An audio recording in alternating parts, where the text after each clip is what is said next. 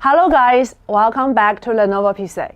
For the past few months, we've made product reviews and buying guides for you to know better about Lenovo laptops before placing the order. Now we want to take a step further and share with you some technical knowledge related to laptops so you can avoid laptop buying mistakes in the future. This time, we want to talk about laptop specs. Shopping for a laptop is more than just poring over spec lists, because laptops with similar specs might differ greatly in performance.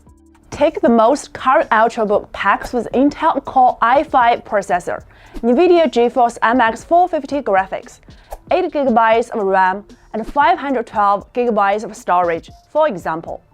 Any brand of laptops would have these specs, but why some of them took the lead, while others just.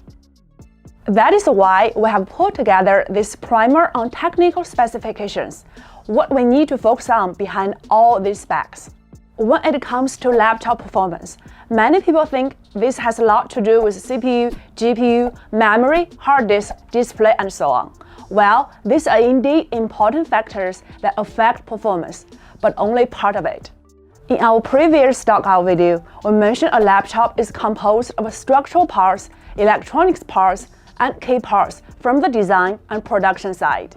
These three parts have a significant impact on the performance. But the thing is, CPU, GPU, memory, hard disk, etc. are only part of the key parts. Structural parts and electronic parts are not covered at all. So of course, they cannot stand for all when we talk about performance.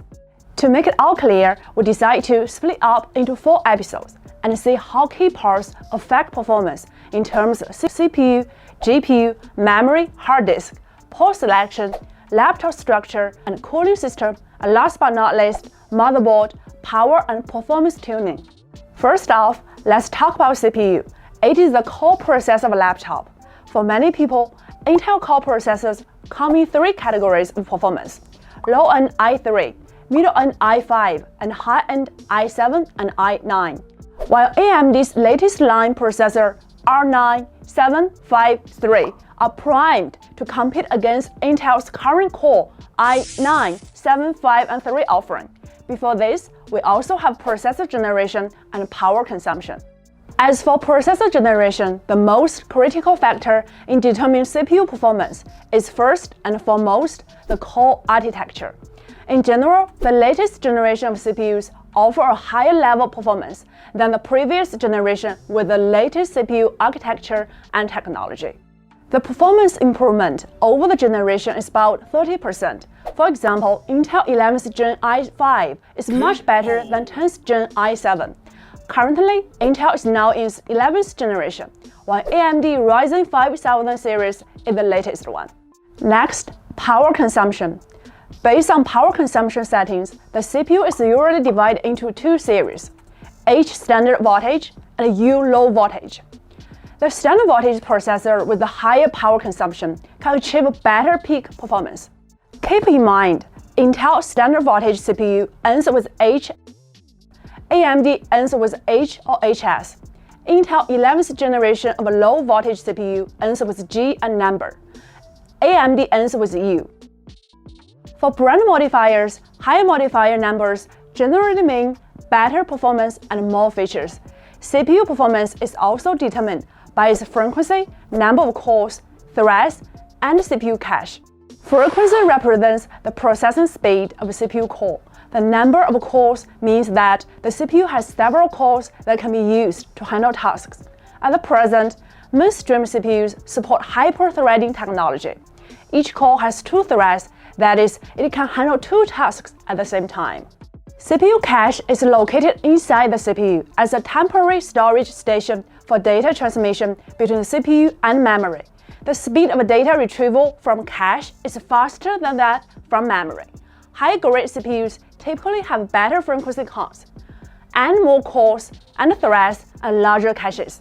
In addition to that, we still need to focus on the performance release in specific products. Take IdeaPad 5 Pro 14-inch i5 11300H as an example. From this model, we can see this is the 11th generation standard processor i5, and its performance release can reach 42 watts, while other laptops with the same model only 35 watts. we have a winner. In a nutshell, 4 keywords to summarize CPU: processor generation, power consumption, brand modifier, and power release. Keep these 4 points in mind to avoid mistakes. Let's move on to GPU. It's responsible for displaying all the images you see on the screen.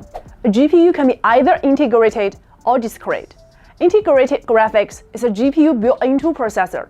It's enough for daily office use, not enough for video editing, modeling, and gaming. For the discrete graphics card, we have NVIDIA, AMD, and Intel 3 manufacturers, but among them, NVIDIA graphics cards are still the main ones at present. It is necessary to consider the graphics card level, which is suitable for the work content. At present, the mainstream ultrabooks are packed with integrated graphics cards, all MX 450 graphics. The all-around laptops are equipped with MX 450, GTX 1650, and RTX 3050 graphics card. And gaming laptops come with GTX, RTX 3050, and above. You can pick up based on your actual needs and budget considerations. Spend responsibly. Apart from that, if you choose a laptop featuring MX series graphics, you must have MX 450 graphics, as MX 350 and earlier generation cannot compete with the latest integrated graphics of Intel and AMD. Laptops of different brands and models are likely to use the same graphics card, but the performance release might differ greatly. So it's necessary to focus on graphics card power. If the product page is not marked, you can check CPU and GPU stress test results from relevant product reviews. Dual Direct GFS, similar to NVIDIA's Optimus technology, released this year, was first promoted by Lenovo engineers and co-developed by Lenovo and NVIDIA in 2019. In the Legion gaming series, we name it DDG mode. Direct output from the graphics card to the display will drastically improve the game frame rate, a great choice for gaming laptops. So it's important to know if it supports Dual Direct GFX and whether or not it supports switches between DDG mode and mixed output mode. That is all for today's specs explanation. In case you guys doze off while watching, we only covered CPU and GPU today. No tricky parts, easy to follow. Next episode, we'll talk about memory, hard disk, and I/O. These can be seen as mysterious parts. So stay tuned. Catch you guys in the next one.